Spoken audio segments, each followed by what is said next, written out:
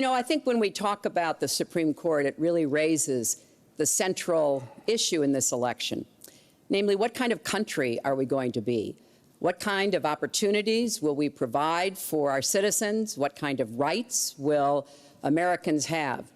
And I feel strongly that the Supreme Court needs to stand on the side of the American people, not on the side of the powerful corporations and the wealthy. For me, that means that we need a Supreme Court that will stand up on behalf of women's rights, on behalf of the rights of the LGBT community, that will stand up and say no to Citizens United, a decision that has undermined the election system in our country because of the way it permits dark, unaccountable money to come into our electoral system. I have major disagreements with my opponent about these issues and others that will be before the Supreme Court. But I feel that at this point in our country's history, it is important that we not reverse marriage equality, that we not reverse Roe v. Wade, that we stand up against Citizens United, we stand up for the rights of people in the workplace, that we stand up and basically say the Supreme Court should represent all of us.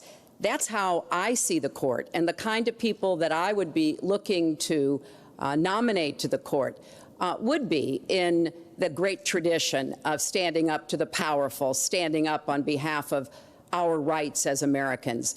And I look forward to having that opportunity. I would hope that the Senate would do its job and confirm the nominee that President Obama has sent to them. That's the way the Constitution fundamentally should operate. The President nominates, and then the Senate advises and consents, or not, but they go forward with the process. Secretary Clinton, thank you. Mr. Trump, same question. Where do you want to see the court take the country, and how do you believe the Constitution should be interpreted? Well, first of all, it's great to be with you, and thank you, everybody. The Supreme Court, it's what it's all about. Our country is it's just so imperative that we have the right justices. Something happened recently where Justice Ginsburg made some very, very inappropriate statements toward me and toward a tremendous number of people, many, many millions of people that I represent. And she was forced to apologize, and apologize she did. But these were statements that should never, ever have been made. We need a Supreme Court that, in my opinion, is going to uphold the Second Amendment and all amendments, but the Second Amendment, which is under absolute siege. I believe if my opponent should win this race, which I truly don't think will happen, we will have a Second Amendment which will be a very, very small replica of what it is right now. But I feel that it's absolutely important that we uphold because of the fact that it is under such trauma. I feel that the justices that I am going to appoint, and I've named 20 of them, the justices that I'm going to appoint will be pro-life. They will have a conservative bent. They will be protecting the Second Amendment. They are great scholars in all cases, and they're people of tremendous respect.